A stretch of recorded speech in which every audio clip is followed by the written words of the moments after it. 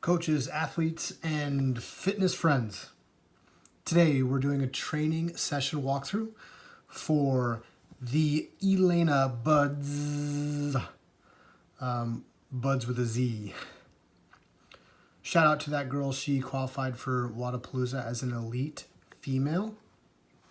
And kind of just celebrating her achievement. But along with all that, I kind of thought it would be a good idea to go through a training session of hers, kind of walk through it, give you guys some of the whys behind what she's doing and that kind of stuff. So this is actually a Wednesday, A, B, C, and D. We have Monday, which would be all the way over here. This would be an AM session. There's actually a PM session below it. Then Tuesday, we have some kind of more power-oriented work. Wednesday, a lot of accessory work, a lot of focus on some of the weaker points of her movement or her lifting. Friday is actually a double session, and then Saturday, some more mixed modal work specifically. But double sessions are typically on the same day each week, and that's just for her so she can plan nutrition-wise and all that other kind of stuff. But we're going to take a look at Wednesday. Today we start with snatch, grip, jerk work. Snatch, grip, jerk, essentially. Barbell's going to be in the back rack. Grip is going to be snatch, grip, and she's just going to do a split jerk with her snatch grip. So I posted a video about this, posted a view of this last week. Had some questions on it, actually, and people were like, well, how is this snatch accessory work if she's doing a split jerk stance or a split jerk footwork? And essentially, what I want people to know is everything is going to be athlete specific. So for her specifically, when she catches the bar in the snatch, in the bottom of her catch, what gives out typically in her snatch is her shoulders is catching the bar. She's typically in pretty decent position. She's done a lot of work on her pull, a lot of strength in her pull off the floor. And so now it's really about just sticking her catches with the barbell overhead. Her shoulders have a tendency to get a little soft in the shoulder and the scap area. So snatch, grip, jerks give us the opportunity to overload the snatch catch position or the overhead position in the snatch grip. Gives us the opportunity to overload that so she can get stronger there. So she's doing sets of 3, 10 sets of 3. So that's what that times 3 times 10 is. After that, we have some dead stop quarter front squats. This has been building on itself for the past couple of weeks, getting some more volume in, which is where we want to be. But dead stop, quarter front squats, dead stops, meaning she's going to start from the bottom and then work her way up. So starting from the bottom, think blocks or extender arms. And then from here, she's in the front rack position. She's in a quarter squat, and then she's standing up as hard as she can. Okay. So at this point in time, I have told her that she can drop the weight from the top. The goal is just to focus on getting some reps in at this point in just the concentric or the starting or the standing up. Yes, I realize that it says Qatar. But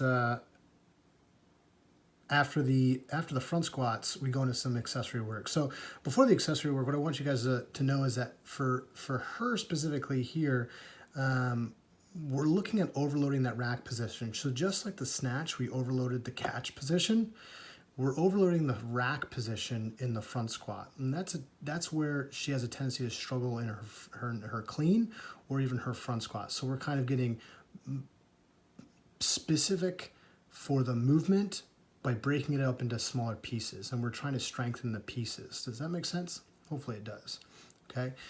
So after the B, we go into C, C1, C2, and C3. And so essentially this is accessory work. So we've done a lot of work for her hinging position. Her deadlift was very, very weak when we started working together. Her squat and her pull pattern, her hinge pattern, were not a good ratio. And what we're looking for really is that the pull off the floor, your hinge pattern to squat pattern. Your squat is roughly 80% of your deadlift, okay? And so that was not the case for her. So we did a lot of hinging. We did hinging probably 3 times a week. And we started with a lot of motor control work stuff first. So that is a lot of tempo work. We still do a lot of tempo work, but now we're starting to get into, and you'll see this here, and this is progression for any sort of client or any athlete. When you move someone from novice, where they're working on motor control, technique, position, positional awareness, all that kind of stuff, we start moving from there into some heavier work, reps, that kind of work instead. That's a transition in someone's training age, if you will, with that movement. So I would say that Elena, when we first started working together, was probably more of a novice, and she's worked to now she's kind of like in the beginner phase of novice when it comes to lower body hinge work. So she's got some RDLs. RDLs always start from a rack. They always start from the top. A lot of people like to pull the RDL from the floor and then starts from the top. It has to start from the top, okay? That's just so we're getting good eccentric load throughout the posterior chain. And from there we go some band pull-throughs, which band is just attached to a low part of a rig, and she's gonna grab it and she's gonna be hinged over and she's gonna be standing up kind of aggressively. And just more hinging work, more hinging patterns. So some more volume work over here. We have 15 reps. And glute ham raises plus some assistance. This is just going to be to get the hamstrings firing. We're using the PVC to push her up off the ground, keeping her hips fully extended so that we're getting both proximal and distal parts of the hamstring to fire in through this accessory work. So this is going to be some pretty significant posterior chain accessory work for her. 3 sets here. No doubt that will be exhausting. Okay. After that, we finally have some lactic work. 90 seconds on, 3 minutes off. So it's kind of a 2-to-1 work to rest ratio, so to speak. And what we're looking here is we're looking to build competency in the kipping handstand push-up under significant amounts of fatigue, right?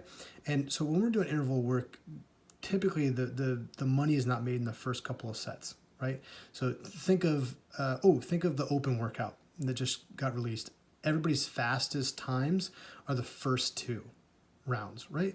And then we see people really start to drop off after that. So our goal is to create some a mature engine, right?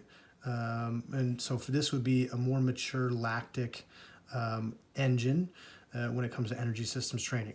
Now, understand that the lactic system is anaerobic, and so it's unsustainable.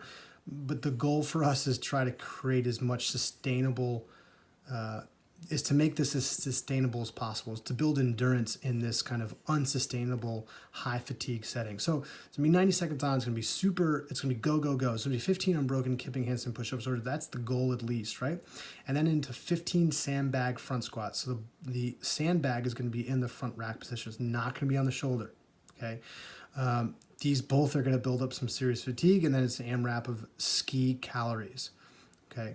You score, write down how many calories you got in whatever remaining time was left. 3 minutes of rest. So that gives you a decent amount of time to kind of recover, rest, and then come back at the 90 seconds really, really hard again. First round or 2 is not going to be challenging, right? That's going to be easy for her to hit the first couple of rounds, 15 unbroken kipping handstand push-ups. What I do know is that this kipping handstand push-up is a weakness relative to her other movements. So rounds 4 and 5 is where we're going to see her really kind of step up her game, right? It was really going to start seeing the training happen at round 4 and 5. So the goal is that she's going 15 unbroken here. Then she's going to fatigue is going to be built up on rounds 4 and 5. We're going to see she's going to go right into some sandbag front squats. That's going to be brutal. And hopefully she's holding on and she's able to get back to the ski and still maintain a certain amount of calories throughout all 5 rounds. Okay. The goal with any great mixed modal CrossFit athlete is that they're making unsustainable anaerobic contractions.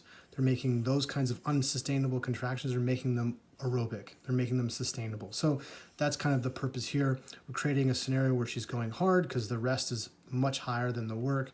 Because of that, chances are it's going to be anaerobic, and she's definitely going to be hurting towards the end as far as rounds. Quick recap, guys. We got A, B, C, and D.